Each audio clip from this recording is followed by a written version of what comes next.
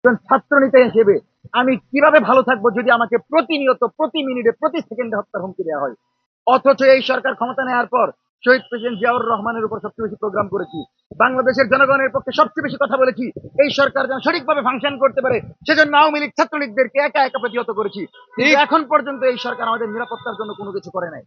তবে প্রশাসন সহযোগিতা যতটুকু সম্ভব করেছে, কিন্তু আমরা আশাবাদী, কিন্তু আমরা আরো সহযোগিতা চাই।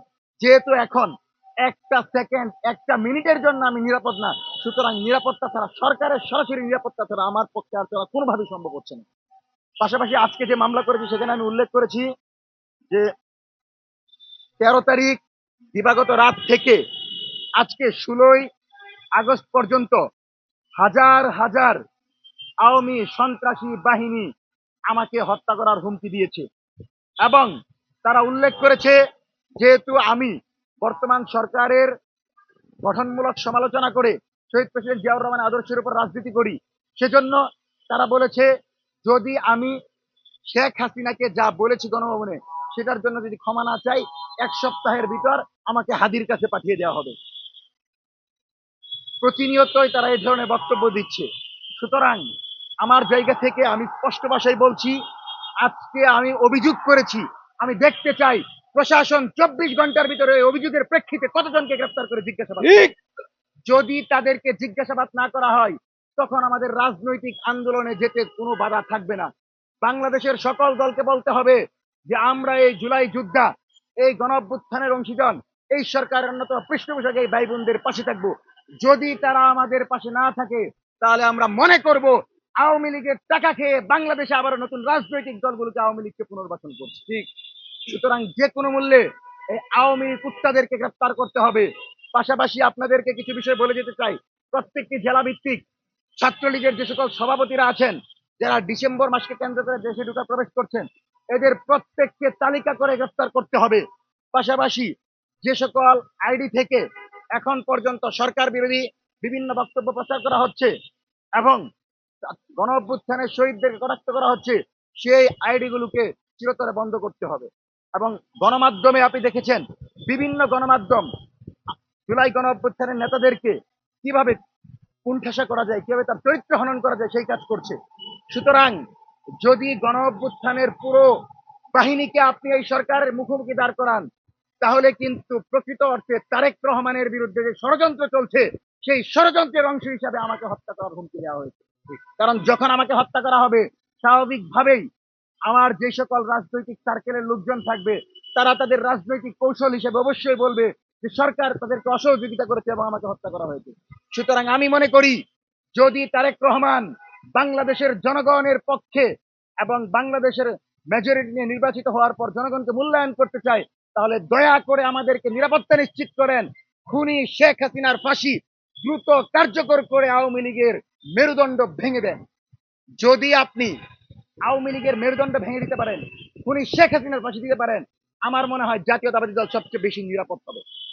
আপনি দেখেন যে ধানমন্ডি 32 নম্বরে আয়াসের মতো একটা ছেলে একা গিয়ে আওয়ামী লীগ পিটিয়ে আসলো, কিন্তু খুনি মজলিগের কুত্তা বাহিনী একজন এসে আঘাত করার সাহস পেল না। ঠিক, তার মানে তারা যা করছে প্রত্যেকটাই প্রেসক্রাইব, তাদের এজেন্ডা আছে, তারা বের হবে।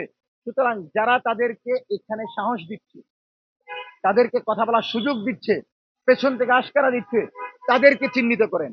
কারণ আপনি এটা কোনো ভাবার কোনো সুযোগ নাই যে আওয়ামী লীগ যদি আমাকে আঘাত করে, আওয়ামী লীগ যদি জুলাই গণ অভ্যুত্থানকে আঘাত করে, এর প্রত্যেকটা ক্ষতি হবে জাতীয়তাবাদী দলের। সুতরাং জাতীয়তাবাদী দল যদি আমাদেরকে বন্ধু মনে করে, তবে সেটা তাদের জন্য উপকার।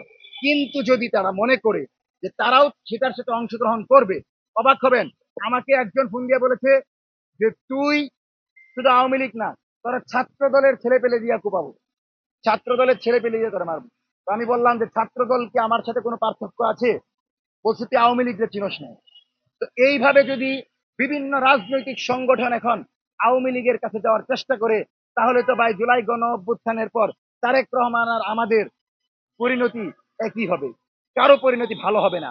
আওয়ামী লীগ এমন একটা বিষ, এই আওয়ামী লীগ এমন একটা কুলাঙ্গার সংগঠন, এদেরকে যারাই সুযোগ দিয়েছে তাদেরকে আওয়ামী লীগ কবরে পাঠিয়েছে।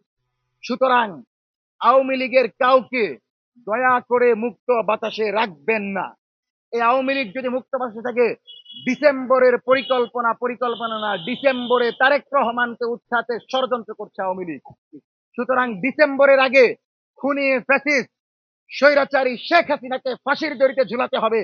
আওয়ামী লীগের সকল অঙ্গ সংগঠনের শীর্ষ নেতা কর্মীদেরকে গ্রেফতার করতে হবে এবং জুলাই গণ অভ্যুত্থানের পর আমাদের মতো যারা ঝুঁকিপূর্ণ নাগরিক, এদের প্রত্যেককে প্রশাসনের প্রোটোকল দিতে হবে।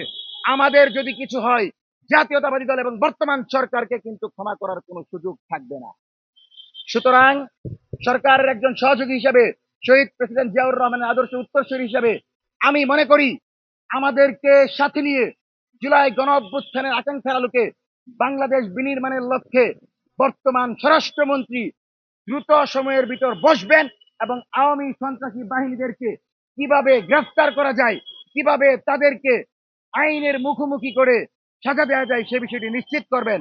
আমরা আশা করব স্বরাষ্ট্রমন্ত্রী আমার সাথে খোঁজ নিবেন যে আমার এই ভাইটা, আমি স্বরাষ্ট্রমন্ত্রী থাকাকালীন কিভাবে হত্যার হুমকি পাই, আমি স্বরাষ্ট্রমন্ত্রী থাকাকালীন কিভাবে তাকে জবাই করার হুমকি দেওয়া হয়। সে তো আমার ভাই, সে তো আমার পক্ষে স্লোগান দিয়ে বাংলাদেশকে নতুন ভাবে আমাদেরকে মন্ত্রণালয়ে বসার সুযোগ করে দিয়েছে।